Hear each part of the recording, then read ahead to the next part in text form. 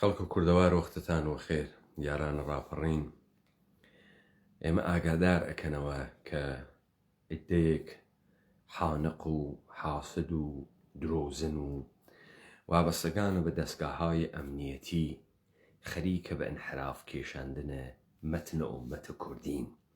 هەروەکو پرۆژەی 200-300 ساڵەی ڕابردوویان خەریکن بە هەموو مەچەکێک و ئەم کارە ئەکەن و ئەمانە چون فکر ئەکەن کەسێک نییە یەخە بەمانە بگرێت و کەسێک نییە کە بداتە ناوت دەمە ئەمانە خەریکن ئەسپە مراد ئەتازێنن. هەر ئیمڕۆ لە پەیجێک بەناوە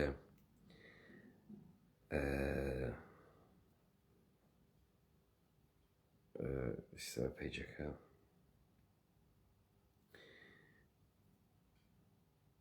BMC چووگە و ئەو مەسائلەی کە ئێمە دەرمۆردە ئاغای ناسرە ڕەزازی مەترەحمان کرد بە شێوەیەکی سەقەت و سقوت هاوردگێسی وە ئەستفادەی لێ کردگە. و لە کنارە ئەمە داستانێک لەگرا مەترەحە کە ئێشی خۆم ڕسیدێکیەکی پێ بکەم و بۆیە نەمهێشت یارانە ڕاپەڕین بەڕەسی بکەن. پەدیدەیەک تەوەسوتە ئەم حکوومەتە هەرێم و دەم و دەستگاهای ئەمنیەتیان خەریکە ئەڕوات و ڕێوە. ئینسانێکی جاهلە کەزاب شەڕلاتانیان هاوردگە بەناوە عیرفان موسەفا. ئەم پەدیدەی کەزابین و شەرلاتانانە پەدیدەیەکی تازە نییە. ئێوە لە ناوە ئەدیانە ئیبراهیمیشا شاهدن کە مەسەلەن موسایشی بچێتە مەسافە ساحرەکان، ئەوانەی کە سحر و جادوو ئەکەن کە مەسەڵەن بەر بە معجزەیە موسا بگرن، یا مەسەڵەن لە سەردەمانە محەممەدە پێغەمبەرە کە عیدەیەک تەحتە ناوە کەزابین و شوعەرا ئیدعاکەن کە ئەم کارانە ئەتوانن بکەن کە محەممەدەیکە. دیارە تەمامە ئەوانەی کە ئاسارێکیان بە پرتۆک لێ بەجێ ماگە تەبیعەتەن لە زەمانەی خۆیان ئەناڵێنن. مەسەلەن ئەو کتاوهای یەهود نووسیگە بە زمانە کەسێ بەناوە حافظ ئێژێ بە یەکی دو جۆر ئەکرازاورە کەسەش دەرپەی نیست زەحمەتی میکەشەم ئەز مەردومە نادەن کە مەپرس. یا مەسەڵەن ئێژێ باوەزەن کینجل بە بەرمحراب و منبەر میکنند چون بە خەلوەت میرەوەند ئەنکار دیگەر میکنند. یعنی تەمام ئەمانە لە مەردمە زەمانەی خۆیان شاکین. تۆ ئەمە لە متون دینی شاوێنی، تۆ ئەوێنی لە ناوە مەتن منتەسەب محەممەدا بەناوە قورئان، مصحف قورئانە بارهای بار ڕوو ئەکاتە ئەکسەرهم لا یعقلون کەلئەنعام بوون کە فی قلوبهم مەرەزون، ئەمانە مشتی ئینسان کە قەلبیان مەرەزی واتیە، ئەمانە مشتی ئەحمەقن کە فکر ناکەن و ئەمانە هەست لە ناوە متونە مقەدەسە. بۆیە ئەوانەی کە فکرەکەن کەسێک ئینسانە بەرچستەوێ ئێشی زوانە شیرینێکی بێ بیچەقێنێتە ناوە شەکەر بیداوە خەڵکی با بزانی تۆ وەختی تەکە کەزابین و تەکە جەهانی لە درۆ و جەهانی لە ئینسانهای شەڕلاتان و ساختە چی و کڵاو بەردار و درۆ زەنا ڕوبڕوویت مەجبوری بە تەمام قودرەت شمشێر بکێشی لە بەرامبەریانە. ئەگەر محەممەدە پێغەمبەرە ئیسلام سوورەی قورئانی نایەرێ بەناوە تەبەت یەدا ئەبی لەهەب وەتەب کە جمێن مستەقیمەن بدا بە ئەبوو لەهەب و ژنەکەی بکاتە حەمالەتون حەتەب، تۆ دەرکە ئەم مەسئلە ناکەی. لێولاوە محەممەدە پێغەمبەر سەب النەبی و سەب خوا مجازاتی بۆ دائەنێ بۆ بڕینە دەست و پێ مخالفە یەکتری. بۆ چون لە ناوە مشتی حانق درۆزنە حەسوودە کڵاوبەردارە شارلاتانە پڕڕوە تەرەفە. ئێمە لە ناوە یەک مشت بەچە پڕوە گیرمان کردگە بە ناوە کارمەندانە ئۆغدەییە مستەوا نەزمە ئاست نەزمە نظام کۆرپۆریشنی و نۆکەرانە دەستگاهای ئەمنیەتی منتەقە. ئەمانە گەرەکیانە بێنە مەساف حەقیقەت مەتنە ئێمە منحرفەوە بکەنەوە سەواری بکەن بەر جاهلیەت و بووگەنی و قیزەوەنیە خۆیان. دانەیە ئەنتەر بەناوە عەرفانە مستەفا هاتکەسە دەرەوە خەریکە دزی ئەکا لە متونە ئێمە بیخۆنجنێ بۆ پارتی و بۆ دەوڵەتە ئێرانی. عەرفان بۆ جوولەکە. عەرفانە موسەفا کێز؟ عەرفانە موسەفا ئاوا کە معەرەفی ئەکەن ئەم شەبەکەهای ئیجتیماعی حکوومەتە حەلیمە گویا دەرسخاندەی فەلسەفەز و گویا مامۆستای فەلسەفە بووگە لە زانکۆی سەڵاحەدینە. گویا حقوقێکی 2000 دلاری معاشێکی 2000 دلاری بووگە. ناگەهان ئەم ئاغا تۆغیان ئەکا کە ئەمها بەشوێنە حەقیقەت و تەفەککرۆ و فەلسەفیدەن و ئیتر بۆ حکوومەت کار ناکە و پشت ئەکا لە 2000 دلار. ئیستا ئەڕوا بەرەو کوێ؟ ئەڕوا بەرەو منتەقەیە سلێمانی کە بڕواتە ئەشکەوتە حێرا زوهور کا لەم ڕۆژانە. وەکو کێ؟ وەکو ئەمانەی وا شیوخ جوولەکە ساختن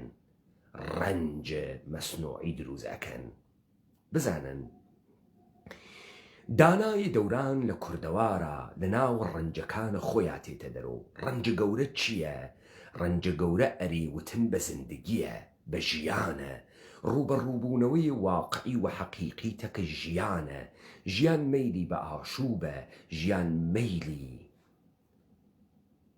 بە ئینقیادە. ئاگاهبوونەوە بە مەرگە و قبوڵکردنە حەقیقەتە مەرگە. و ناو دڵە ئەم قبوڵکردنە ڕەنجەسە کە من لە لاوکە زەمبیل فرۆشە بە باشی بەحسم کرد. ئەوێنیت ئینسانە کوردی لە ناو دڵە ڕەنجەکانە خۆیان تێتە دەرەوە دڕ ئەشکێنێت و ئەبێت بە زاتی یەکدانە، ئەبێ بە دانای دەوران، ئەبێ بە دانای دانایان،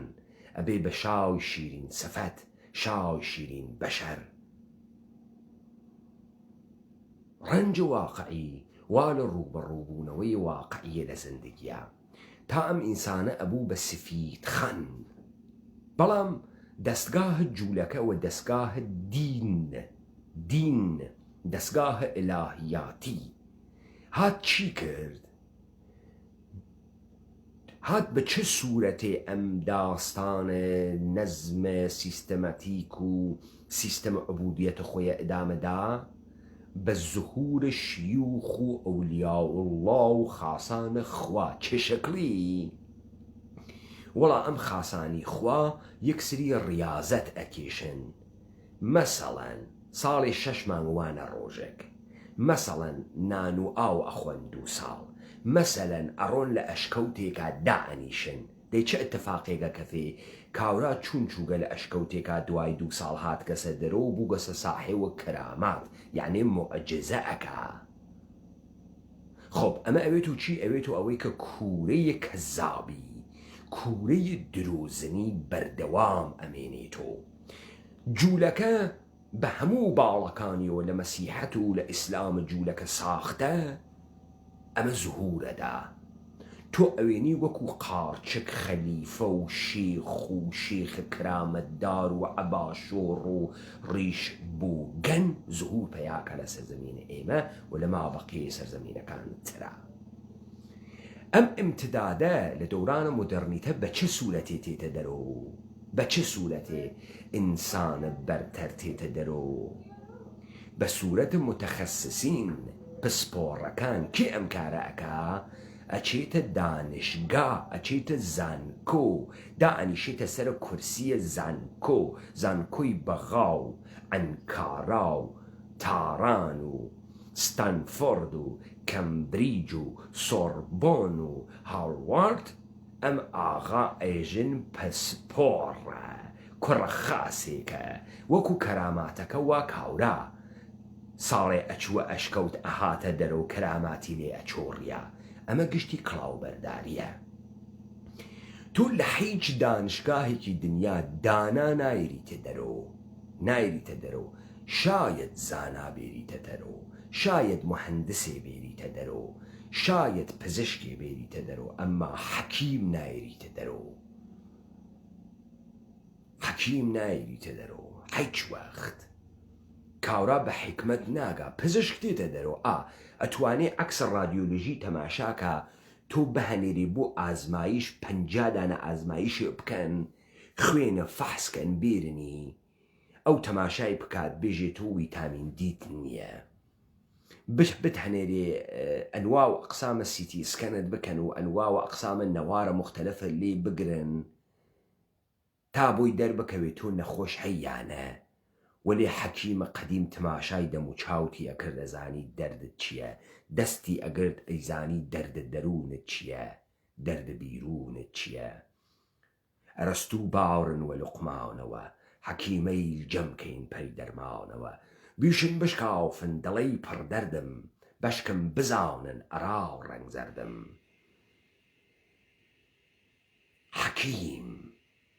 حەکیمێکە هەم لە سەڕ دەروون ئاگاه بوو، هەم لە حاڵە بیرون ئینسان ئاگاه بوو. باڵێ دانشگا پزیشک ئەداتە دەرۆ، وەلێ حەکیم ناداتە دەرۆ. بۆیە تۆ ئەمڕۆ وەختی مراجعەکەیتە پزیشک 50 دانە فەحسە بۆ ئەنووسێ، ئازمایشە بۆ ئەنووسێ تا بزانێت تۆ نەخۆش هەی یانیەی، ئاخریشی ناتوانێت دروست تەشخیص بە. وەلێ حەکیمە قەدیم سەیرە دەم و چاوە تۆ یەکە دەیزانی دەردت چییە، دەردت چییە. بۆ چون ئەمانە مشتێک کەزابن، دانیانە ئینسانێ لەسەر کورسیە دانشگا و فێرکردنە 4 دانە مەسئلە و دانە دەسە چاقۆی جەڕاحی و تەشریحکردنە لەشە مردگێک، تۆ ناکاتە حەکیم، ناتکاتە حەکیم، بە هیچ سوورەتێ ناتکاتە حەکیم. تۆ لەسەر کورسیە دانشگا دانیشی ناویتە فیلسوف، ئیمکانی نێبیتە فیلسوف. تۆ فێرە ئەقڵە ئینتقادی ناوی لە دانشگا، تۆ فێرە ئەقڵە شەرتی ئەوی. ئەوەتە لێ دروست ئەکەن کە هاتیتە دەرۆ بوویتە کارمەند نۆرمەکانە نظامە سیستەم و سوڵتە، ڕعایەت بکەی، تەبلیغی بکەی، تەداومی پێ بدەی و بەردەوام بیهێڵیتۆ. ئەگەر تا ئایستە تێگەین لە یەکتری، حاڵی بووین لە یەکتری، ئەژێ سوورا و سپیا و جاڕ و کاریە، خاڵە خواڕشتە دایم دیاریە. پەیمانە حەیدەری ئەمڕۆ لەسەرە کار بووگە، شەکەت هاتگ مەسڵماڵ، هەنووس چایەکەمەم نەخواردگە، چ بڕسێ بە شام. ئەوە دیبەیتە سێوەمە ئەمڕۆ. ئەرفانە موسەفا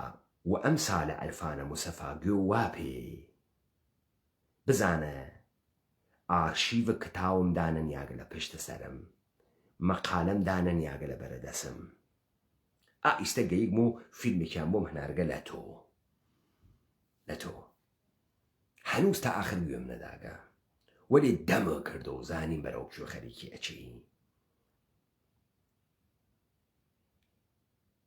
ئەمە تەئاتر نییە، وەلێ ئێوە تەئاترن، ئێوە ساحرانە، بارگاه فەرعەونن، گەرەکتانە سەحر و جادوو بکەن. ئێوە کەزابانە زەمانە محەممەدن، مشتی درۆزنە ئۆغدەیی حەسوودە بۆ گەنن، کارمەندە سیستەمن. تۆ حقوقە دانشگای سەلاحەدینە بەرداگە فکر بکەی. تۆ دەی کوا فکرەکە کوا بۆ لێت دەرنایێ، بۆ لێت دەرنایە ئەم فکرە. من ڕۆژی 10 ساعت کارەکەم، 10 ساعت کارەکەم، 5 ساعتە خەفم، 6 ساعتە خەفم. یارانە ڕاپەڕین ئەزانن ڕۆژێ 2 ساعت و 3 ساعتیش ڕەفع شوبهەیە ئەوانەکەم. چۆن من فریاکەوم، چۆن من ئەقڵم وا پێوە پێتان نییە؟ چۆن تا زەمانێ من دەمم نەکردەوە ئێوە نەتانەزانی کورد چه شکڵیە؟ قسەتان بۆ نەبوو دەرمۆرد جامعی کوردەوار بیکەن. بهترین قسەتان ئەمە بوو فۆکۆ وا ئێژیت و کافکا وا ئێژیت و بەڕاستی حەزم لە جگەرەکەی کافکایە لە لای دەمی و هەڵیە کرد و بەڕاستی حەزم لە قاوەیە و برە خۆشە و گشتانێکی ژستێکی یاوەتانەگر لە خۆتان و مشتێ ئەنتەر لە تۆ و لە ئەمسالی وەکو بەختیار عەلی و مەریوان مریا قانع و مشتی فەقەی کڵاو بەرداری شارلاتانی پۆفیوزی بێدایک و باوک گوێت وا پێ عولە مسەفا خازگوێ بگریسە دەنگە لێ دەم جەهالەتە دەرەخەم مەرتیکەی کڵاو بەردار ئەزانی بۆ ئەمیانە جەعل کردە بۆ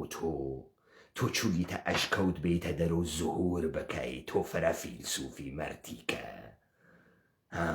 ئەمە جەعل کریاگە تۆ قەرارە ساڵێتر 2 ساڵی تر بیتە دەر و زوهورکەی وەڵا خەڵکێژێ ئەوە تێک چووگە نە تۆ تێک نەچووگی تۆ بە مەعاشە وایتە ئەوی سفارشە گرتگە مەتنە ئێمە منحرفکەی مەرتیکەی بەچکە جوولەکە پاراستنە پارتی و دەستگای ئەتلاعاتی جمهوری ئیسلامی هەناردەکتی ئەوێ دوای 4 سال لە قوتیلکە دەربی کتاو بدەیتە در و وەڵا فەلسفەی کردگە و پڕچەکانە شۆڕ کردگەیژی دەروێشە مارخوەری ئەزانی دەروێشە مارخوا چی شکڵیە عولە مسەفا فەلسەفیدان ئەوە نییە تۆ بڕۆی لە ئەشکەوتێکا دانیشێشی تماشای ئەحواڵاتم مردم بکەی لە جامعە ئەم بنە جوولەکانە هەزوان نەمایش و تەعاتر و ئێڤنتە کەرامەت ئەکەن وا دەراویشیان هەست تێخبازی ئەکەن من فرەم چاو پێکەوتگە ئەمانە هەر کامیان تەخەسوسێکیان هەز یەکێکیان وەسەرە ئاگر و ئەڕواتە ڕێوە یەکێکیان تێخەخوا یەکێکیان مارقوتەدا دەروێشە مارخوەر دائیمەن کەچەڵە تا ئەگرا پڕچیشی گشتی یەکێ ئەوەنەی تەنافێ گورێسێ قایمە و وزوز بووگە بەرز بووگە سۆ ئەوەنە ماری قوت کردگە کریەسێ خوار و هاوریێسێ دەرەوە تۆ وەیتە دەروێشە مارخوەر حەجێکە لە قیافەی فیلسوف ناکە مەرتیکە گوێت وابێ من ئەمانە ئێژم تا تۆ بفەهمی تۆ بە شێواز و بە کڵاوە کەچنیان ناوی تۆ پیاگ ناوی تۆ فیلسوف ئەم داستانتە بۆ جەعل کردگە لە پشتە خوات بۆ جەعلە کردگە تۆ قەرارە زوهورکەی لەم ڕۆژانە بێمەتنە ئێمە منحرفکەی تۆ نەتۆ باوکە تۆ نەباوکە تۆ ئەساتیدە گەورەت ئەو یارۆ بابا گەورەکەی مەسعود بوو دانیشت و مەسعود سێوی پۆسەکەن یعنم های سێوە معرفەتە حەواواوە دەسمۆ یعنم های سێوە نیوتۆن واوە دەسمۆ بەرنارد لەویە جوولەکە ئەوە بێرە نیتە ئەو حەدە خەیلێ بچووکی بۆگەن خەیلێ بچووکی هەواست بوێت ها تەکە ڕاپەڕین و کەلام حەقیقەتا تەرەفی نەتەکە هەر کەسێکی ترە مەرتیکە تۆ فکرەکە ئێمە نازانین تۆ چکارێ گوێ بگرە لە تۆڕەهاتە ئاغای فیلسوف واتەوانی و هاتەوانی و ئەمە تۆ لەکوێ دەرچووگی لە کامە ئەشکەوت دەرچووگی مەرتیکە ئەمە فەلسەفەست تۆ ئیژیتی تەوەجۆ بکەن لە تۆڕەهاتە ئەمە گەرە کێسی مەتنە ئێمە بدزێت تەوەجۆ بکەن عولە مسەفا پەیجێکی دانیاگە بە ناوە زانین زانین ئەمەی تو فرە و ئەرەستووە ماڵ تاواوێ ناکێشی ئەو وەنە علمی واپێ لێ ئەچووڕێ بەرگە ناگرێ نییە یەکی نییە کۆی کاتەوە ئەم گشتە علمە ئەمەسەم دەروێشە مارخۆرە ئەمەسە عولە مسەفا ئەمەسە عرفان مسەفا تەوەجۆکەن خۆ عرفان مسەفا گەرەکی چی بێژێ کوردبوون گشتی لە ئێمە فێروگە کوردبوون چ شەکڵیە کوردبوون کێز فێروگی کێ فێرتی کرد دەخۆ تۆم قسانتە نەئەزانی دەخۆ تۆ ئەمانتە تو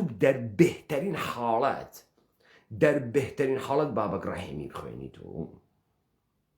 دەربێهترین حاڵەت ڕامینە جیهان بەگلو جواوە سەڵامە باتۆ دەربێهترین حاڵەت تۆ ئەسە نەزانی فەلسەفە یعنی چی کاوەڕە کاول خۆیسە گوێ بگرتان پێت بێژمەوە چۆن فێرە قسە بووگن گشتتان ئێژی هێلکە کۆتریان شکانگەسە ناوە دەمتان ئەزانی کاربۆردە هێلکە کۆتر چییە ئەوسا لە کرماشان هەرکە تر وایە هانات لەمی گۆناکە قسە بکە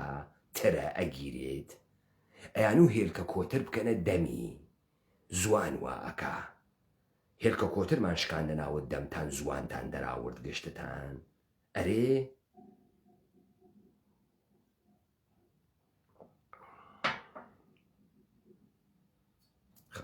بابێنە سەر عولە مسەفا عولە مسەفا پەیجەکانی دەستگاهە کۆرپۆریشنەکانە منتەقە خەریکن حمایەتە عولەمە سەفاکەن وەڵا دانەیە فیلسوف چووگە سەناوە ئەشکەوت تەنهایی و ئەخەنە پشت سەری و ئەمە شێت بووگە یانیم های بەهلولە شێت بووگە نیچەس ئەمە شێتەوێت و ئەوە نە عیلمی وا پێ نازانی چی پێ بکە نازانی چی بکەوە گشتە عیلمە خۆ ئەمەم شایعە بۆ ئەخەن بۆ خاتری وەی سوحا زوهوری بن سوحا بێتە دەرەوە لە ئەشکەوتەکە بێتە دەرەوە بە کەراماتۆ بێتە دەرەوە تەوەجۆتان کرد ئومیدوارم لەم سەیرە کە من بۆ ئێوەم بەحس کرد بفەهمن ئەمە گشتی نەمایشە تەئەترە کڵاوبەرداریە بفەهمن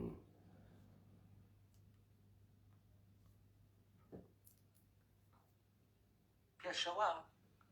لە لەحزەیەکە کە دەتوانێت بڕوات بۆچی ناڕوات و دەگەڕێتەوە ئەمە تۆ ناتوانانی بە پەیمانێکی سیاسی ئەمە لێ بدەیتەوە ینی ئەو لە ناو پەیمانێکی سیاسیایە پێشەوە بۆچی ئەتوانێ ناتوانێ بڕوات و ئێتەوە پێشەوە منزوری قازی حەمەس ئالەگرا دەرەکەوی تۆ چکارەی پێشەوە بۆچی ئەگەڕێتەوە ناڕوا ئەمە تۆ ناتوانانی بە پەیمانێکی سیاسی ئەتوانین بە چی بیخونجنین دادەی تۆزیحی بە تۆ فیلسوفی تۆ تێی سوعال تەرحەکەی و تۆ ئێشێ محاولە بکەی جواوە ئەم سوعالە بیت و دا تۆزیحی بە من تۆزیحم داگەها پێشەوە کێ بووگە قازی محەممەد بەرساختەیە نظامهای کۆرپۆریشنیە منتەقە بووگە بۆ خاتری وەی لە کورد موجودیەتە قەومی دروستکە عنصرێکی فاسدی خودڕەئی بێوجودی ترسنۆکی باتڵ بووگە کە بیکەن بە هەیکەلێک و کۆپیە لە هەیکەلی بۆ ئینسانە کوردی ئەو قازی محەممەد دەی قازی محەممەد بۆ نەچوو بۆ کوێ نەچوو بۆچی نەچوو قازی محەممەد مقاومەتشی نەکرد مەرتیکە هەڵیتە یەک فیشەکی بەرامبەر بە ئەرتەشە شا نەتەقان ئەرتەشە شا شکەستی خواردوو جەنگە جەهانیە ئەوەڵ و لباسی نانیان نەو بیخۆن جەنگە جانی دووەم و نانیان نەو بیخۆن 600 نەفەر بە جیپە شڕێک و چوون مەهابادیان گرت بێ ئەوەی فیشەکی بتەقێنن سەربازەکان نان نەو بیخۆن خەڵکە مەهاباد نانی داپیان مەرتیکە بڕۆ لە مەهابادیەکان پرسە قازی حەمە 6 ڕۆژ 7 ڕۆژ بەقەی تەنافە داراو یەک نەفەر نەچوو بێرێتێ خوار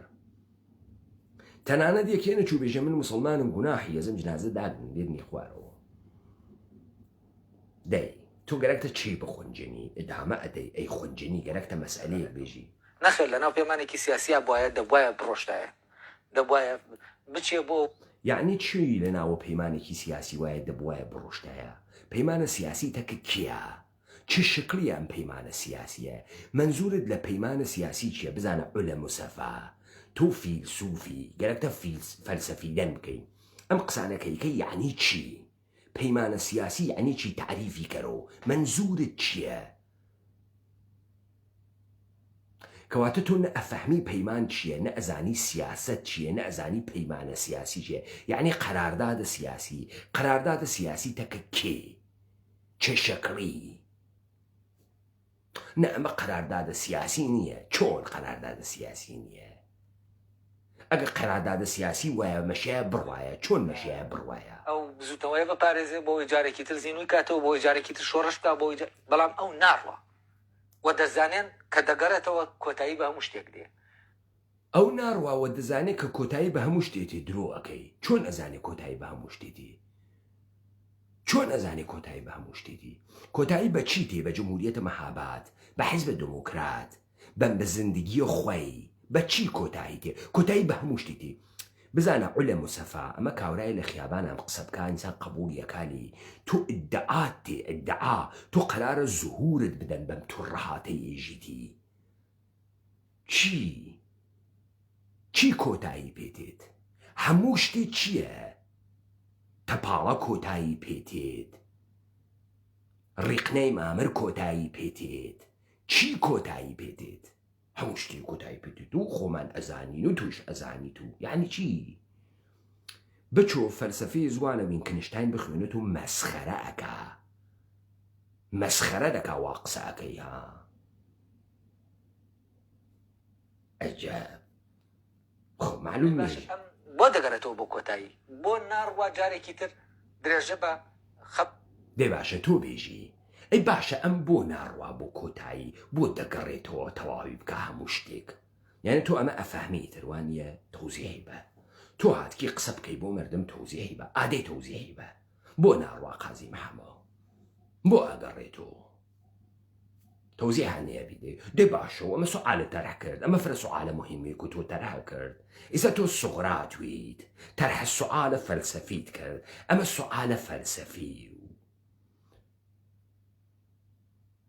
عجب ئەرێ ئایا عولەم و سەفا ئاخر بابە کاورا ئێژێ مەسخەرەی مردم مەکەن تۆ مەسخەرەی تۆ عرفانی تۆ عولەی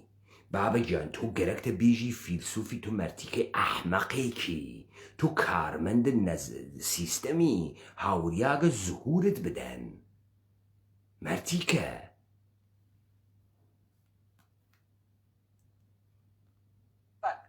ئەمانە هیچی تۆ لە ڕێگەی بەبیرکردنەوەی بەو بیرکردنەوەی کە هەیە لەبارەی شۆرشەکانی تر و لەبارەی کۆمارەکانی تر و لەبارەی ئەوەی کە لە دنیا هەیە ناخوێنێتەوە بە کام بیرکردنەوە سەبارەت بە شۆڕشەکانی تر و کۆمارەکانی تر و ئەوانەی لە دنیاهی منزورە چییە کام بیرکردنەوە چه شەکلی ئەم بیرکردنەوە منزورە چییە فەلسەفەی تاریخە فەلسەفەی ئەخلاقە فەلسەفەی سیاسەتە منزورە چییە بە کام بیرکردنەوە چۆن بیرکردنەوە تۆ ناتوانی چۆن ناتوانی ئمە هەچیش ناتوانین تۆ ناتوانی تۆ غەڵەتە کردوا قسە کرد تۆ لای خۆت قسەی بەحسە فەلسەفی خەریکیەکەی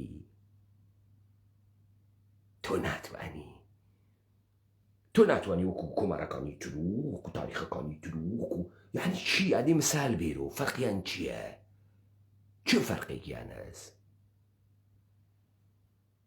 هەچی باز ناکە لێرەوە کورد دایمە شتێکی بینا کردووە لە دەرەوەی ئەو سیستەمەی کە گیان دەبا بەڕێوە وە لە دەرەوە کورد دایمە شتێکی دروست کردووە لە دەرەوەی ئەو شتەی کە سیستەمە کە جیهان ئەبا بەڕێوە ئەمە کێ فێرتی کرد خوات پێیگەیت چه شکلی خوات پێیگەیت ئادەی دوو فاکت بێرۆ چۆن کورد بەمەگەیگە تۆ لەم حرەکەتەی قازی محەممەد فەهمید هەرچی کەسە لەم دنیا وەجێ قازی محەممەد وایە دەرەچوو قازی محەممەد ها خۆی داوە دەسۆ تۆ لەمە فەهمید کە کورد بە پێچەوانەی تەواوە دنیا ئەچیت ئەرێ مەرتیکە ئەمە فەکت تۆس تۆم قسە لە کێ فێربووی کە کورد بە پێچەوانەی تەواوە دنیاست لە کێ فێربووی لە ئێمە فێربووی ئیستا هاتکی بیوەی منحەرفیکەی بیوەستە سەر قنە قازی محەممەد بێژی تۆ لەکوێ پێیت برد کورد بە پێچەوانەی تەواوە دنیاست وەڵا قازی محەممەد مەشەیە هەڕای کردای هەڕای نەکرد ئەمە ئینحرافە گەرەکتە دروستیکەی تۆ بەمە ئێژی فەلسەفە مەرتیکەی ئەحمەق ئەرێ تۆ ئێژیتی یا مەسەی بارزانی ئەربابە تۆ ئێژیتی یا سپای قوچ و دەستگاهە جودۆ کریستیانەتی و جوولەکەی ئانوسی ئێرانی کامیان بابا ئەم نظامە سوڵتەنزان دڵی بۆ یەسووتێ ئەم مشتە ئەحمەقەی دەسەکەوێ کاوە کارمەند بابا تو سەنێر بە هەسوونەقەی سەرت ئەڕۆی تەکە حیواناتە ئەلەوەڕیت و تێتۆ تۆ بەشەری تۆ هەرزانی قسە بکەی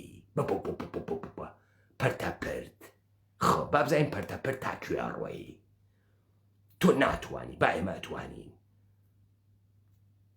ئەوە دایمە شتێکی تر هەیە لە بۆ جارێکی تر شۆڕش بکە بۆ بەڵام ئەو ناڕوە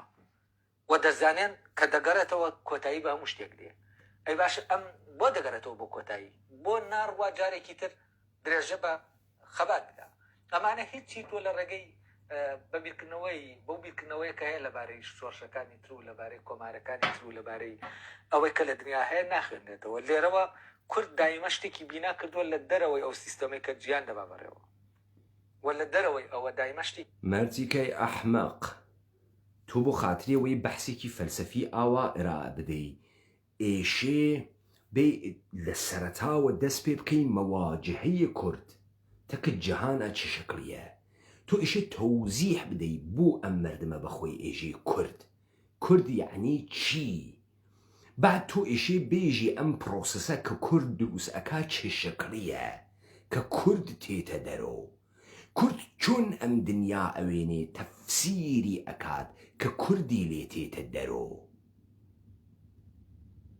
مەرجێکە ئەحمەد تۆ کتەکە کیا خەریکی قساکە ئێژی ئاخر لە جێگەیەکە مامۆسانەوێ کەڵەشێر بەڵقاسم بەگە پرتە پرتە چیتە مەردیکە تو گەرەکتە مەتنە ئێمە منحرفکەی حیستر لە قازی محەمەوە گیر نەهاورد فەکتە ئیستە قازی محەمەد فەکتە فەلسەفیە ئەخ بابای هاوە تێمە کتەکە کامە کەزابینا ئێمە گیرمان کردگە عولە مسەفا تۆ لەکوێ و گیتایسە عولە مسەفا ئەمە چی بوو کەستان دیاری نەبوو حتا پەیمانە حەیدەری باوەڕەکە گشتان زووانتان دەراورگە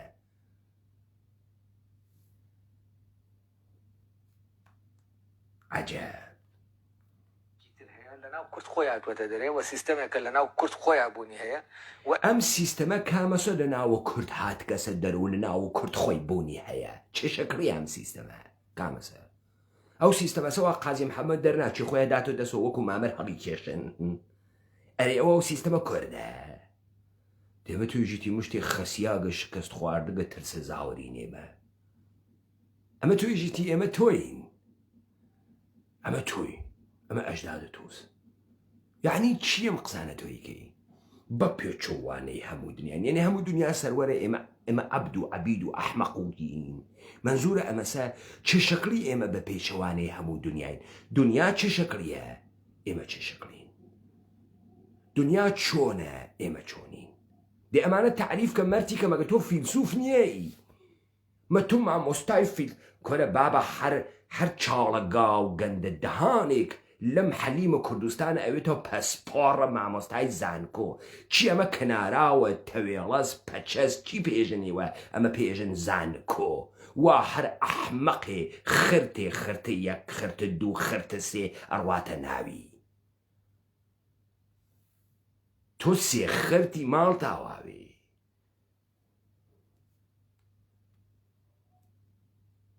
عەجەب من هەست دەکەم تا دەرک بەم سیستەمە نەکەین کە لەناو کووردا هەیە و لەناو تاریخات دێت خۆی نمایش دەکات دەڵێ من ئەمەم ئێمە ناتوانین نە لە کۆمار تێ بگەین نە لە ڕۆشنی بەرزانیت ئێمە تا دەرک بەم سیستەمە نەکەین ناتوانین لە کۆمار تێ بگەین ئادەی دەرکی پێ بکە مەرتیکە ئادەی دەرکی پێ بکە ئێمە تا دەرکی پێ بکەین نافەهمین کامەسە دێم سیستەمە دەرکە دەریخ ناتوانین ئەمە ئیستە معرفەتە دەرخست ئەمە ئیستە فەلسەفی دەنەکرد ئەمە ئیستە فرە زەحمەتە داخوات خستە تۆ چیت خستەوە دەرکە بە ئەم سیستەمە نەکەین کام سیستەم وەڵا ئەو سیستەمەوە پێچەوانەی دنیاست ناتوانین بەفەهمین قازی ئەحمە کێ بوو بارزانیەکان بۆ چوونە سۆڤیەت من وەڕاحەتیت توانم پێت بێژم قازی ئەحمە چ بێ شەرەفێ بوو مەچەی بارزانی گەوا دەکوێست پێتم وتکە هەست لە دیبەیتەکانە مەوجود تۆ گەرەکتە بێبی خونجنی بخەیتە ناو جەهانە کوردی ڕۆڵە ئەم کەلەماتە من دروستم کردگە من لە دەروونە منۆ هات کەسە دەرۆ ڕۆڵە جەهانە کوردی من هاوردمەسە دەرەوە تعریفە کورد من هاوردمەسە دەرەوە فەلسەفەی کوردی من هۆنیگمەسە من کردگمە تۆ نیتە حەدە ئەمە من حەقیقیم ئێوە گشتی کەزابن درۆزنن بێدایک و باوکن بێشەرەفن ئەخ بۆ تەوزیح نادەی ئەمە فیلسوفەکەتان ئەمەسە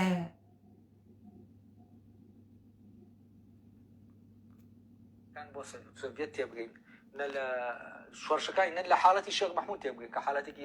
زۆر سەیرە بۆ خۆی نە لە حاڵەتی شێخ مەحموود تێبگەین کە حاڵەتێکی زۆر سەیرە بۆ خۆی چییە حاڵەتە جامدە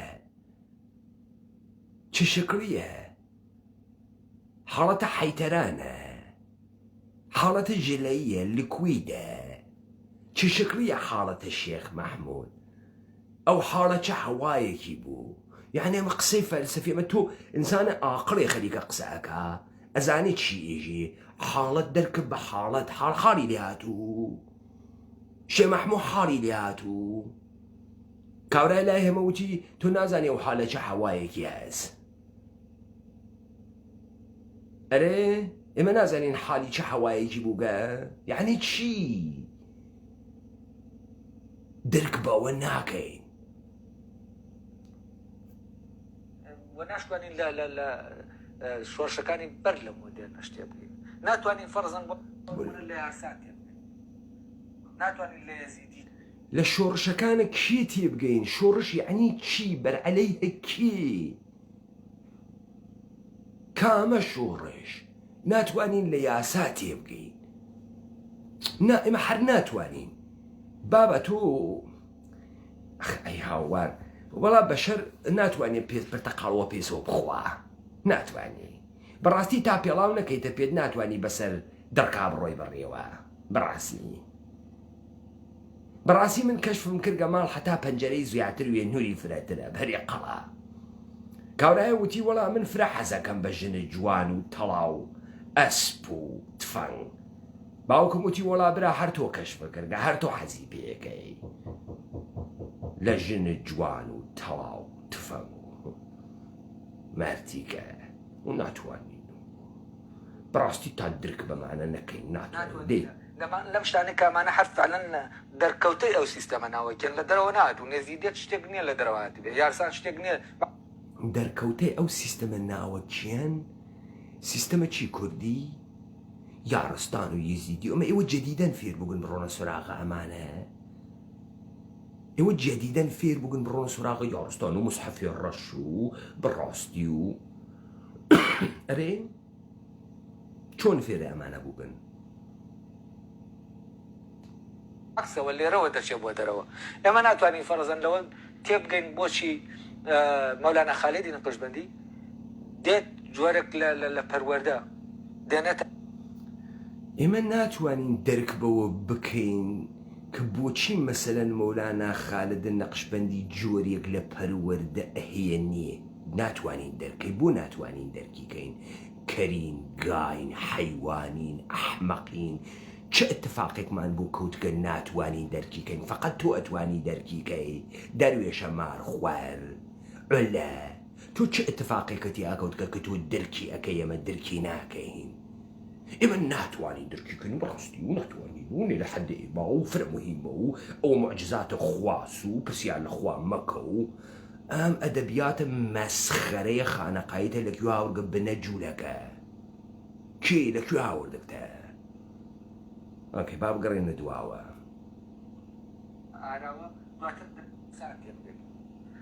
ناتوانین لە یەزیدی تێبگەین ناتوانین لەم شتانە کامانە هەر فعلەن دەرکەوتەی ئەو سیستەمە ناوەکەن لە دەرەوە نهاتوو نێزیدێت شتێک نییە لە دەرەوەات بێ یارسان شتێک نییە بەعکسەوە لێرەوە دەچێت بۆ دەرەوە ئێمە ناتوانین فەرزەن لەوە تێبگەین بۆچی مەولانە خالێدی نەقشبەندی دێت جۆرێک لە پەروەردە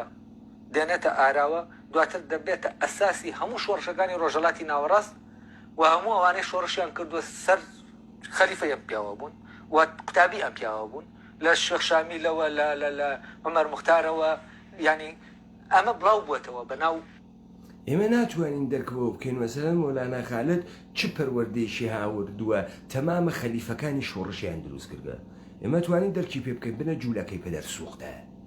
ئێمە جووامان داگەس و مەولانە خالێد ئێمە هاوردمانە حەوزەی سیاسی ئەنا هێوە نەتان ئاورد و حەیتەرانتانە کردوە قەیوە خوا بوو فرە قەشەنگ بوو مەولانە خالد و فرەچتە قەشەنگێک بوو هەڵی خست و کەراماتی بوو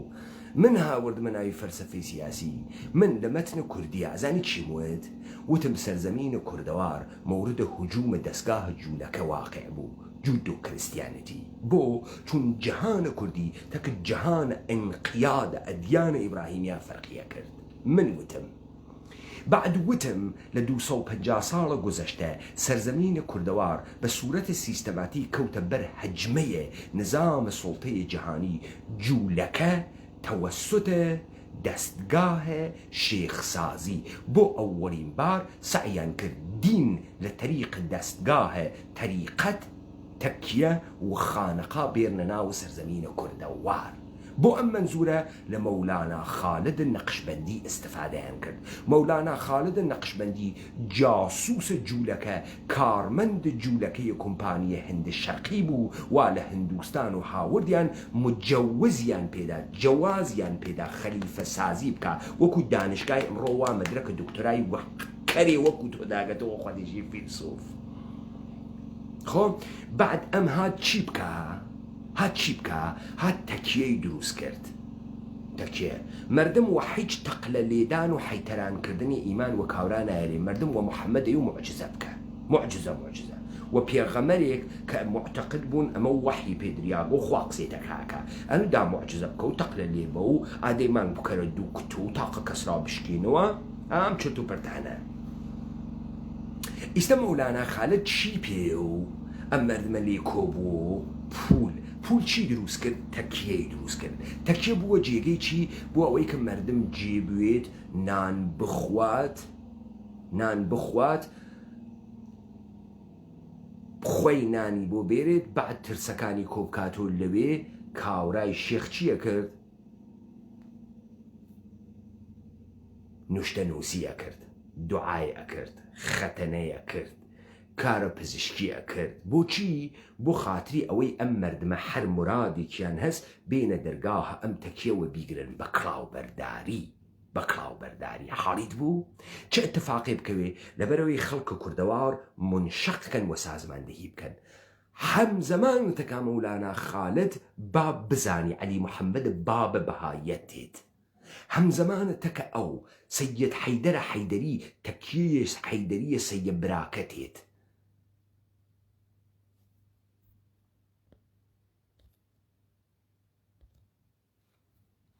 حاڵی بووی سەرزەمینە ئێمە پڕەوێ لە تەکیە بەڕاستی ئیشت دەموردە ئیزەدی بخوێنین بچۆ داستانە شێخ عودەی ئامەری بخوێنە کاورای شیعەی لوبنانی و ئیزیتی بۆ دروسەکە مشتێ بۆ گەنە بەرنەتاشە بنباڵنەتاش حاڵیت بوو ئەمە گشتی کارە دەستگاهە جوولەکەس ئەفەهمی مەرتیکە هەرەوە واتۆی مەمور کردە بێمەتنێ ئێمە منحرفکەی چۆن پەروەردەی کرد ئەمە چۆن پەروەردەی ئەوە بوو عومەر موختاری دروست کرد کردیەوە کورد چی دروست کرد کامەسە پەروەردەی شێخ مەولانا نەقشبەندی چه شەکلیە بوو بە سەرەتای شۆڕشەکە نا ئەو شۆڕشانە شۆڕش نەبوون ئەوانە هاتن کۆرپۆرێشن دابنێن ئەرێ تحت ناوە شۆڕش مردمیان کۆچاند مردمیان بردە ژێرە بارە سیستەمە دەوڵەت ملەت ئێمە تۆزیەمانداگە تۆ ناتوانی با ئێمە توانیمانەوە نیە هاوردمان تۆ فێرویی تۆ ناتوانی ئادەی تۆ ئەتوانی بسمێلا دەی تۆ جۆرێکی تری بێژە کامەسە چ جۆر پەروەردەیەکی بوو ئادەی ئەو پەروەردەیە بێرە مەرتیکە تۆ مەگە ناژی تەکە دەلیل و بورهان و ئەقڵا سەر و کارە هەست دەی بڕۆ ئاسارە مەولانا خالدە تێ هەڵدریاگە لە تۆ جاسووستر بێرە بێ بزانین ئەم پەروەردەیە چێ شەکڵی وگە بێری فەلسەفەی کوردی ڕاپەڕینە کوردەوارە سەربەخۆ لە ئاغاز تەشکیل دەوڵەتە ئیسرائیلە 2000 ساڵ بەر لە میلادە مەسیح وەختی تەنزیمی کردگە قەشەنگ ئەڕۆنە ناو یەکتری قەشەنگ کە تەوتەئەی یەهود و دەستگاهە جوود و کریستیانەتی بەر عەلەیه جیهانە کوردی دەرەخات من جملە ئێوە من جملە ئەحزاب و مؤسسات و نەهاتایە کە لە بین بردن ئەم جیهانە کوردیە بوون من هاتم وتم کورد بە پێچەوانەی تەواو دنیاس من هاتم وتم جیهانە ئینقیادە جیهانە کوردی جیهانە ئینختیارە تەفاوتەکەشی لە نەحوەی مواجهە تەکە زندگیە تەکە جیهانە تەکە ئەگزیستە و تەکە بوونە خۆیسی بۆیە شێوەی تەفەککورە کوردی داناییە دەورانە و شێوەی هاتنە دانایی دەورانم تەوزیحمدا ئادەی بێت و تەوزیحی بە مەرتیکە دەنەزانین و سیستەمە چیە و یارستان چیە یارستان مشتی حەیتەرانبازیە کڵاوبەرداریە گۆبین و سازی و دەستگاه جوولەکەس بۆ بە ئینحراف کێشاندنە جیهانە کوردی هاڵیت بوو تەکیە و خانەقا و جوولەکە سازی حسەین بازی منجی بازی مەرتیکە ڕەبتی بە کورد هەست ئەمە ڕەبتی بە کوردە دەستگاهە حەیدەری و تەکیەی حەیدەری و مشەشعی و ئاتەشبەگی و نەقشبەندیە و قادریە و ئەم مشتە گەوادە واتۆ دیت ئەم کوردەی دروست کردگە واتۆ ئەم ڕێوێنی حاڕیاک بێ کەرامەت بێ ئێرادە فاسد ئەمە نەکوردە 250 ساڵە پێشە نە ئەو جەهانە حەقیقیەسە. ئەم کوردە لە ئاگاهی خۆیان کوردە فاسدێکە، لە نائاگاهیە هەنووز کوردە. حەڵیر بوو لە زەمیرە ناخوداگاهیان لە نەستیا هەنووز کوردە، لە ئارکیۆتایپەکانیا هەنووز کوردە و پەیمانە حەیدەری دەری هاورد. من دەرم هاورد، من کیمیاگەریم کرد، من دەرم هاورد. تەمامە ئەو قسانە ئێوە لە من فێر بووگن، من فێر بووگن. من کەڵامە یارسانە گرمە دەست و گشتی جەعلە 99.99 جەعلە یەهودیەتە. ئەزانی کامەی وە دەردە منەخوا مستەڵەحاتێک کە هەنووز یەهود بەکاری بردگەوە هێنە ئێمەس. من ئەوانەوە کارەوەم و سەوارە بەرجەهانە کوردیەکەکەم کە هەس و واقعیە و وەسە کە من گزارشم داگە. ئەلە مسەفا کاورای مارخوەرە پۆفیوز ڕۆژەڵاتی ناوەڕاستە بامان شێوە یارسانەکانیش ئەمانە هەموو شتانێکن دەرکەوتەی ئەو ڕۆحان دەرکەوتەی ئەو سیستەمن لەنە ئەوانە کۆم ئەوە دەرکەوتەی جوولەکەس دەرکەوتەی ئەو ڕۆحە نییە مەرتیکە. بێ ببزانم ئەو ڕۆحە چه شکلیە، پۆفیوزێ وەکو مەولانا خالد و نادروسێ وەکو سەیب براکەی حەیدەر حەیدەری تیاتێتە دەرو، پۆفیوزێ وەکو عەلی محەممەد بابی تیاتێتە دەرو، شێخە نادروسێ وەکو ئەو سەلامە بارزانی لێتێتە دەرو. چه شکلیاوە ئەو بڕۆسیۆ لێتێتە دەڕۆ قارچەکە دەستگای جوولەکە لێتێتە دەرو لێتێتە دەرۆ هەڕیوی وا تۆیان داگەسە دەرۆ وا مشتی حیز پۆفیوز خەریکن بۆمباردمانتە زهنێ ئێماکەن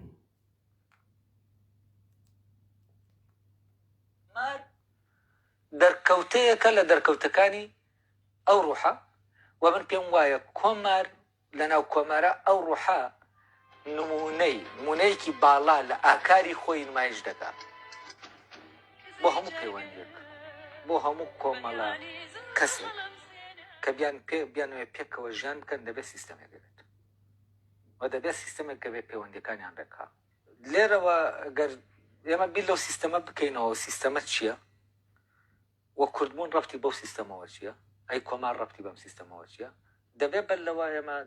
لەبارەی ئەو سیستەمەوە بدوێنەوە سیستەمە چییە. گودەرز بە شەقایق چ ڕەبتێکی هەست؟ تۆ بۆ وێسیاگی لەسەری قازی حەمەی بێشەرەف و کۆمار و مەلامچەی نادروست گەرەکتە هەربی چەسپێنیتەوە بە کورد بوون فێرە قسە بوویی مەئمورتیان کردگە بێ لەسەر مەفاهیمە ئێمە چ دەربێری کورە بابە تۆ شارلاتانترین و حرامزادەترینی تۆ خڕکە هەرە و منتەقەیتەوە هێمن هەورامی لێهات کە ئەرێ پارتی عادەتی ئەس حیزە وەکو ئێوە دەربێری لە ئاسینی تۆ فکرەکەی فرە بەچە زرنگی کۆرە بچوو مەرتی کە بچوو پێی کارت بچوو کارت بکە تو ماڵام قسانە نییەی بچوو باخداری بکە دوودانە دارگوێز بتەکێننی تا حەدەم قسانە وارەدە ئەم مەرحەلە نەویت ها ئەلە مسەفا چ شکلیە دەرکە و سیستەمە چ شکلیە بۆ نایژیتی یعنی ئەمانە تۆ پێگەی و خریکی ئەفەلسفی تۆ فکرەکەی تۆی تەرحە یەک پرسیارە دروست ناتوانی بکەی یەک پرسیارە ئوسولی و دروست و فەلسفی ناتوانی بکەی کوردکێز ئەلە تو تا درکە کۆمار نەکەی کۆ بلاس مار نەکەی نزانی بۆ وایە پیاتە نازانی کورد چییە دەبڕە دەرکیکە لەکوێ بوون تایسە دەرکتان نەکردو ئیستا کەوتکنە فکرت دەرکردنی ئەلە ئەرێ تەوەجۆ بکە هەرچی ئێمە داگمانە لێ ئەم بەچکە نادرووسە بنەجوولەکە گەرەکی بێری تێناوی جەهانە کوردی ڕۆڵە من ئەمانە خوام فێرتانم کردگە خوام تو گەرەکتە بێ لە بەرامبەر منە تەقلە لێبەی فکرەکەی بەگە لە کۆمەی مشتێ فەحەی وەکو خۆ دەتوانی چارە دەمە منکەی ئەتوانی چارە حەقیقەتکەی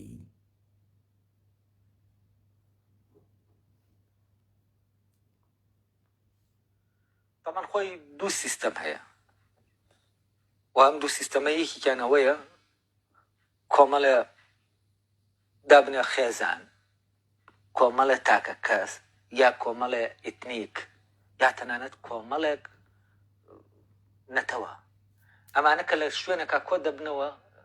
دەبێت پەیوەندیەکە بێ لە بینانە بۆەوەی پەیوەندیەکە بێت دەبێت سیستەمێکە بێ ئەو سیستەمە چییە پەیوەندەکەش تەحلیل دەکات سیستەمێکەیە لەسەر پەیوەندی ئازادانەی نێوان ئەمانەدا دەمەزرێ، ینی هەر یەکەیان وەک خۆی بێڵێتەوە و هیچ لەوانە نە سەردارە دەبێتە سەردار، نەدەبێتە کۆیلە، نەدەبێتە حاکم، نەدەبێتە محکوم، کەسیان حکومیەوی تریان ناکە، واوانە دەکەونە ناو پەیمانێکەوە کە لە ناو ئەو پەیمانە هەر کەسە خۆیەتی و کەس نابێ بەویتر و هەر کەسە لە ناو ئەم پەیمانە بوونی خۆی ئاشکرا دەکا.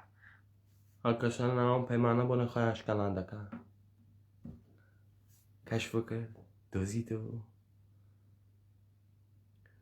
یه جوری قومک و یه جوری اتنیکیک و جندەکە یەکتریا و پەیمانێکە داهێنین و کەسێ ناوێتە سەردار و کەسێ ناوێتە خوار و کەسێ ناچێتە بان و ئەم جۆرە سیستەمە و درکی پێ بکەین و دەریەخین و کوردە چی گەرەکتەوە خەیچە و خەنجە خوێت بەیلێ یعنم های فەلسەفیدی پەیدا کرد ناگەهان یافتی ڕۆڵە منم جەهانە فەلسەفی مەوا دانیاگە تۆ نە بەرنارد لەوی نە نوام چامسکی نە ئەسلاڤی ژیژەک تەوانی نییە لە بەرامبەریا بوێسیت. هەڵێ من دەرزیم گرتگە ڕێگەی دەرچوونی تیانیەت و ناتوانانی لێ دەرچویت. چێ ئێستا تۆ جەدیدەن فکرەکە کوردبوون سیستەمە نەکوردبوون سیستەم نیە سیستەم لە خوان فێرویی کوردبوون سیستەم نییە کوردبوون فەلسەفەس جیهانبینیە خەسڵەتە هەڵیدە هەچکە سودۆنی و هەچکە سرخۆنی و هەچکە کەس تۆ ئازادی و من نەوەی تو نەوە من تێری تو من نەوەی تو س تۆ گەرەک تەمانە کەشفکەی ئەویش کێوە لە قنە قازی محەممەد و لە قنە مەولانا جەلالی دین مەولانا خالد نەقشبەندی و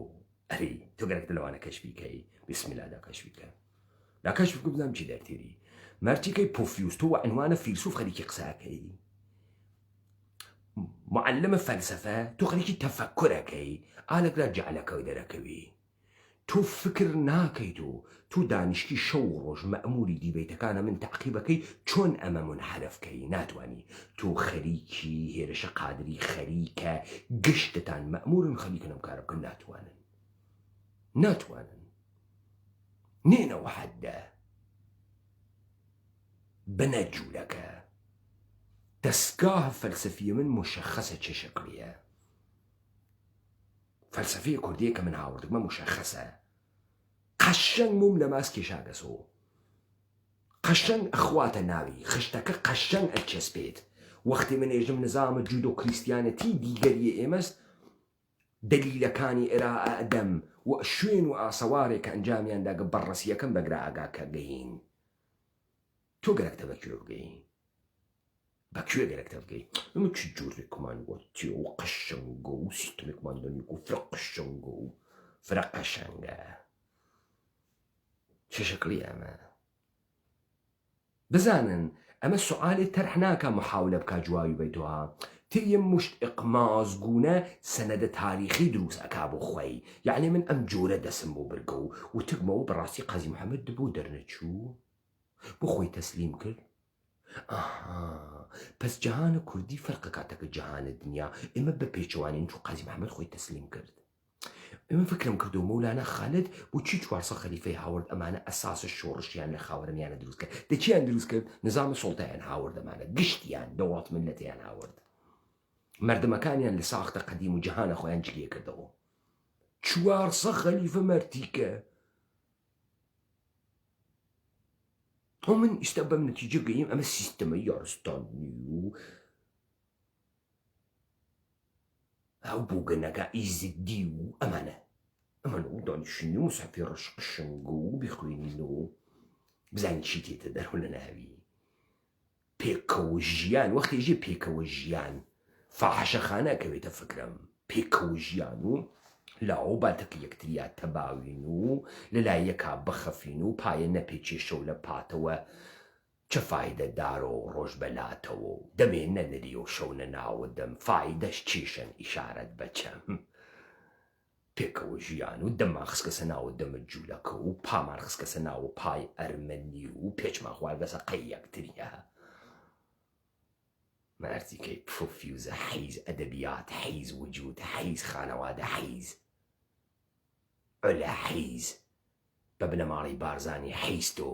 بە نظامە جوولەکەی حەیزتۆ مەرتیکەی جاهل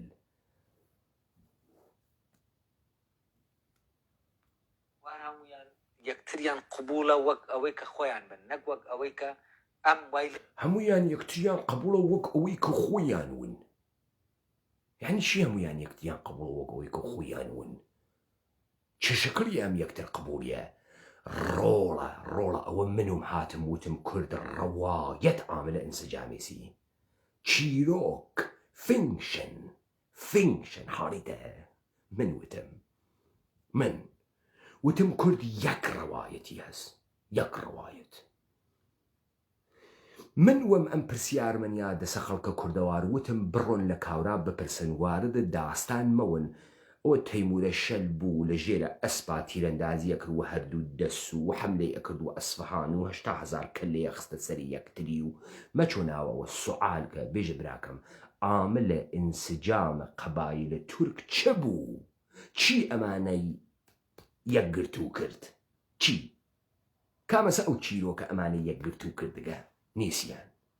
پس دروست، پس لەش حملەیە تەیمورە لەنگ دروست، حملەیە چەنگیزە مۆغول دروست، بەڵام داستانە عەرەب ڕاستە. چی عەرەبی متحد کرد؟ مەتنە ئیسلام محەممەد. یەک قەرائەتیان بوو، یەک ڕەوایەتیان بوو. من هاوردم تویستێژی سیستەمە ئەمە سیستموگو و گریپەستوگو و پەیمان بووگو ڕەوایەتە یەک ڕەوایەت. کوردیەت سەفەهمیت؟ من بوومتم زوان نییە، من بوومتم دەمە قۆپان نییە، ئەمانە من بووم بلە هاڕیدە گسەگەرەکتە بیدزی و قشنگە و سیستمە و لە قازی مەحەمەد و لە قازی مەحەمەد پێگەیم. بابا ئێوە بەم میزانە مەسخەرەن ئەفەهمی؟ من خەیلێ فاخر خەریکم تەکتا بەرخۆر دەکەم ها، چون ئەحترام بۆ بیسەرەکانم دائەنێم و بینەرەکانم. ئەنا تۆ لایق ئەوەیتە بتجەنمە ناو زێرا و دەرەبێرم بتکەمە کوڵە گریان علە مسەفا خۆ تۆ ئیتر شەخصیەتە مهمێ نییە هەی خۆت بقوچی دەرچی تۆ قسە وا پێوانیە ئەفکریوانیە ئەوە من باوەکەم بێرە ناوە ئەم لایڤە نە تۆ لایڤ کرد تا من دەرپێکانە داکەنم بکەمە قون لەسەر دەسەکانە پارتی مەرتیکەی پوفیوز.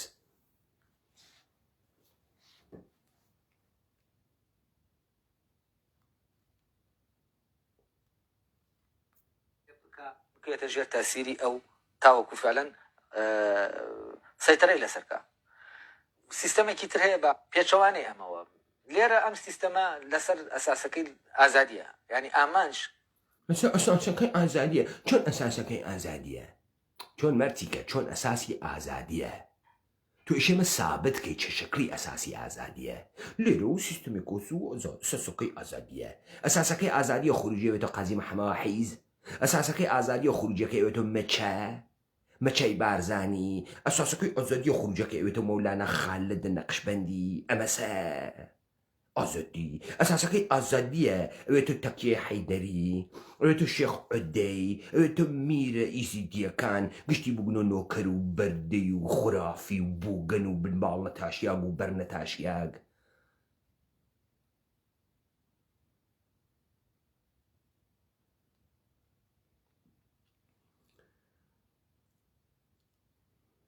تۆخمە قازی مەحەمەدن لە قازی مەحەمەد حەیزتر.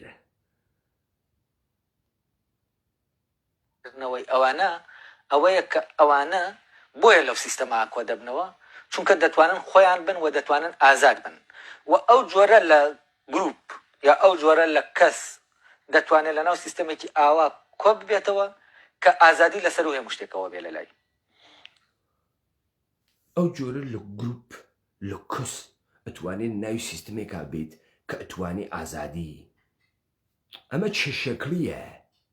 چۆنە ئەمە لەگرا فقط ئەتفاقەکەوێ لە جێگەیەترا ناکەوێ؟ مەرتیکە ئەمە فەکە فەلسەفە نییە، مەگە تۆتەکی دەلیل و بورهانە ڕوبەڕوو نییەی دا تەوزیح بە چی باعس ئەوێ ئەم مەردمە ئەساس وە کۆڵەکەیان ئازادی وێ چی باعس ئەوێ؟ بابا جوولەکە ئێژێ ئێمە ئەخلاقیات خوا هاتە کێوە توور فیشقەی ئەدا لە کێوە توور هەڵی ئەدڕی لەو حیدا دەسە موسا 10 فەرمانی هاورد خوا دای جوولەکە وا ئێژێ تۆ چۆن ئەم مردمە فکری کرکس و بە ئازادی و حەزی پێکا و قەشەنگە و چۆن ئەوە واسە تەوزیح بە تۆ فەلسەفی دەمەکەیتر وانییە چۆن واسە چۆن مردم لە تۆ قبوڵەکە تۆ هەروە لە خۆت و فەک لێ ئەدەی ئەساسی و بەڕاستی و گروپە و کەسە و قەوم و تین و ئەمە ئەساسیان ئازادیە چۆن ئەساسیان ئازادیە ئەمانەیشی اتفاقێکیان تیا کەوتوێت یە جۆرێک تەکە ئەم زندگی و ئەم ئاگاهیە لە مەرگە ڕوبەڕوو بوونۆ بعد بە خۆیان وتوێ کورد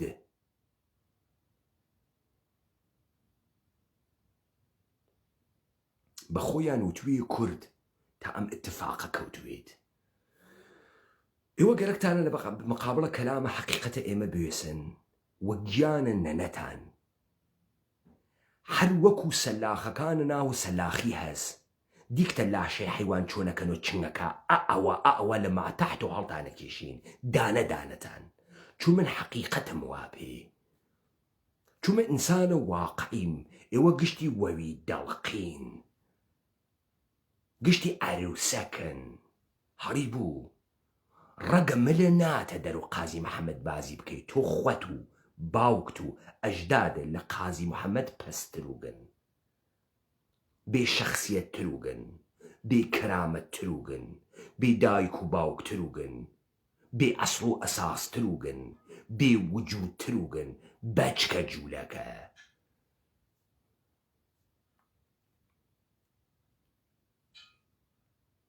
و ئازادی دووە ئامانج بێت کە ئازادی بوویە دووە ئامانج و ئازادیش لەوەوە من ئازادم کە خۆم بم وەک ئەوەی کە هەم ئەوە بم شتێکی تر نەبم من ئازادم یعنی ئەوەی کە من خۆم بم وەک ئەوەی کە هەم بم شتێکی تر نەبم یعنی چی ئەمە تعریفە ئازادی بوو ئەرێ علا ئەمە تعریفە ئازادی من خۆم بم و وەکو خۆم بم و شتێکی تر نەبم تۆ قسانە لە من فێرەوی ئەو جۆرە کە تعبیر سۆڕپوستەکانم کرد کە هات بە کاورای ئینگلیسی وتی وایت ئای تۆ گەرەکتە خووی ئێمە بگۆڕی و یەک سۆڕپوست و یەک ئاپاچینەی گەرەکە خۆی بگۆڕێت تۆ گەرەکتە حەچی لە من فێروگی بێریتی لە جۆرێکی تر بیخونجینی تعریفی بکەی تۆ زرنگتەرین یانی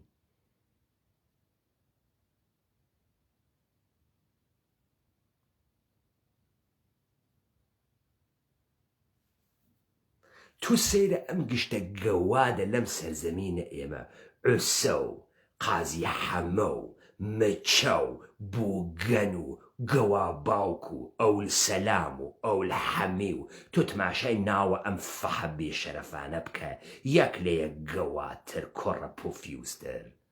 ئەکاورا ئێژێ حەملە بەمانە ماکەن ئێمە لەگەڵ کەزابانە ڕوبەڕوو بین و محەممەدە پێغەمبەر دەست چەپ و ڕاستی ئەمانی ئەوەڕی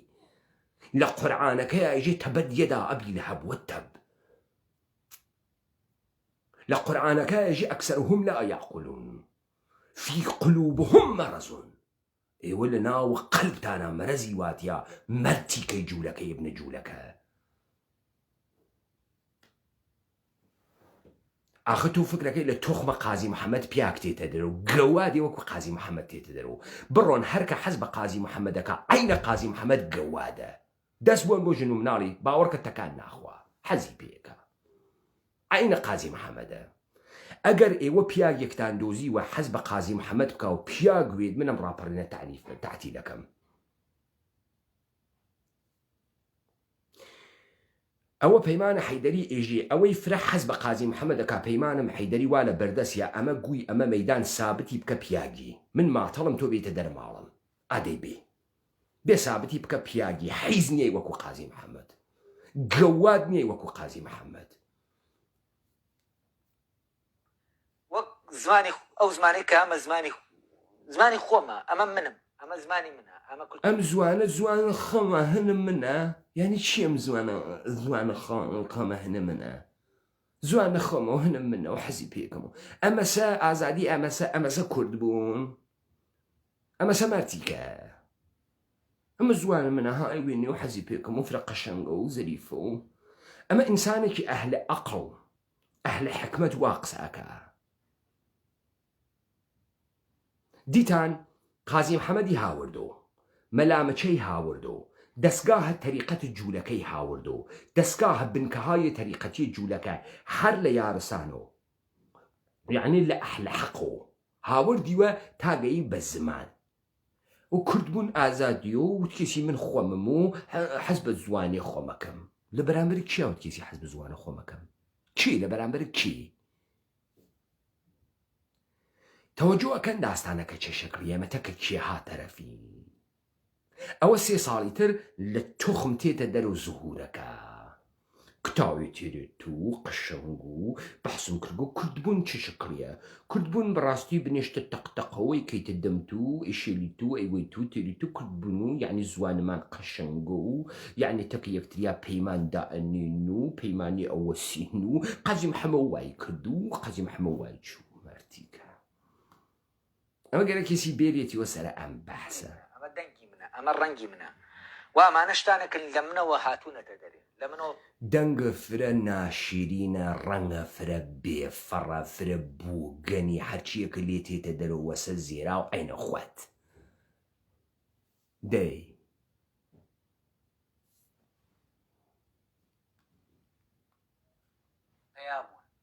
و من ئەمەم هەر یەک لەوانە لەناو ئەو پەیوەندیە دەتوانێت بڵێ من ئەمەم ئەوانی تر کە ئەمانە کە پێکەوەن هەر یەکەیان لە جیاتیەوەی ببنە عەرقەلە لە بەردەم ئەوەی کە ئەو یعنی ئەمە تۆ ئیژیتی جافێ چووگە هەورەتەکە هەورامێکە وتکێسی من ئازادم ئەمە زوانێ منە قەشەنگە هەورامەکەش وتکێسی ئینەنە زمانێ من قەشەنگەنی ئەرێ ئاوەتەکە یەکتریان ڕێکەوتگن بابا تۆ ئەوەنە فاسدی ئینسان نازانێ چۆن جواو باتۆ ئەمە چی ئەمە بەحسە فەلسەفی و کردە ئەمە تەلاشە تۆ بۆ تعریفە کوردبوون بوو کردە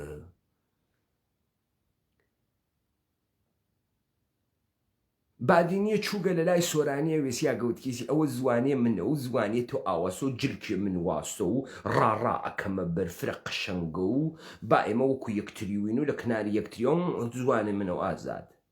تا حەلبوو ئەمەوە ئاواتەکە یەکتریا کنار هاتن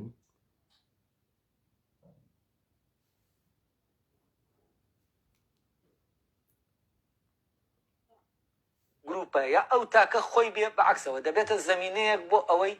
خۆی بێ ینی لێرە پەیوەندیت کەسەکان چۆنە هەمووی ئەو گروپانە ئەو ئەوانەی کە سیستەمەکە ڕێکیان دەخە هەمویان وا دەکەن هەمویان بۆ یەکتری زەمینەیەکن بۆ ئەوەی ڕەنگی خۆیان لە دەست نەدەن بە جیاوازیەکانی خۆیانەوە بەبوونی خۆیانەوە هەبن هەمویان وا دەکەن ڕەنگی خۆیان لە دەست نەدەن بە جیاوازەکانی خۆیان دەمەتەوە تو کوردن جیاوازیەکان چی شکلیە تو باسە چی ئەەکەی باسە چی ئەەکەی جیاوازیەکان یعنی چی کوردبوون یعنی چی بزانین یاران تۆ وەختی بە زوانە تەمەسخورتە کە ئەمانە قسەکەی چوونەمانە مەسخەران ئیدعایەوە لە پشتە ئەمە زانی چییە ئەمە ئوستادە فەلسەفەی دانەرگەی سەلاحدینەوەکە ئوستادە فەلسەفەیە کە ئێژێ من بۆ حکوومەت کار ناکەم من ئەڕۆم بوو جەهانە حکمت کار ئەەکەم تەوەجۆکە بعد ئەمە تێت متونە ئێمە ئەدزێ کە فاسدی بکە تەلاش ئەکا بە ئەدەبیات من و بۆ جۆرەی کە ئێمە دەسمان بردگەوە تعریفە جەهانە کوردیمان کردە لە نوتفە خەفەیکەن تو سەیرە ئەم جنایەتە بکە تو سەیرە ئەم جنایەتە بکە بەر عەلەیه ئومەتە کوردی ئەکرێ کی ئەم بێشەرەفە شارلاتانە شەر عورفان مستەفا تۆ تەوەقع دەکردە ماغا بێت یە مقدمەی قەشەنگێ دابنێت یە تەوزیحاتی بدە تو تێناگەی و ئێمە تێناگەین و تا درکە بەو سیستمە نەکەین و نازانین و چچکلی بوو زوانەمان قەشەنگ و جیاوازیەکەمە قەشەنگ و ئەمە بەحسە فەلسەفی و ئەمە ئارگیومنت بوو تۆ ئێرەهاتدا چ بوو ئەمە چۆن لەو سەرزەمینە ئێمە کەسێنی جواوەمانە باتەوە چۆن لە سەرزەمینە ئێمە مردم ئێژێ من 30 کتاوە نووساگە یەکێ نەهات کە نەغدە ئەم کتاوانە بکاتەوە کتاوێک نەغد نەکرێت و ئاخر کەی کتاوە زێنەگە کتاوە مردگە چییە هەر ڕەقەمە دەنە دەرەوە کارە نەمایشە ئەمە تەلاشە دەستگاهە جودۆ کریستیانتیە بۆ فەسادە ڕاپەڕینە کوردەوارە سەربەخۆیە کە دوای 300 ساڵ خەریکە ئەحیاکردنەوەی کوردە دووبارە کورد لە ناوە خۆڵەمیشانە خۆی هەڵساوە بە هەرچی دەسە خەریکن ئومیدیان بەمە بەس کە تریبوونە من بچووکە ئومیدیان بەمە بەس کە بە گەلە کومە و ئەبزاری کوا لە دەستیانە دەنگە من کپەکەنەوە وەلی ئەگەر من ئینسانە حەقیقی وم دانە دانەتان نابوو دەکەم دانە دانەتان نابووتانەکەم ئەگەر من لە ناو دڵە ڕەنجەکانە خۆم و هاتوومە دەرەوە نابووتانەکەم عەجەب فەساد کەدەیەکە ئەم دەورانە ئێمە لە چ دەورانێکە هاتکین عولە موسەفا ئەزانی پەیمانە حەیدەری کێز پەیمانە حەیدەری دەستی نەگرکەوە خواوە بێژی خوا هەناردنی وەکو جوولەکە پەیمانە حەیدەری نەچوو بە مەدرەکە دانشگایە بێرێ بێژە من مەدرەکەم هەوە دەست و من ئەفەهمم پەیمانە حەیدەری سەوارە بەروجودە حەقیقی خۆی کەلامە حەقیقەت لە دەمی دێتە دەرەوە ئەمە هۆنەرە ئۆمیەکی وەکو من سەدان مەدرەکدارە وەکو تۆ ئیدعادارە وەکو تۆ پوزەیانەکەمە ناوە زێرا و دەریان تێرم حەقیقی بوونە مەسەن سەخیف وجود سەخیف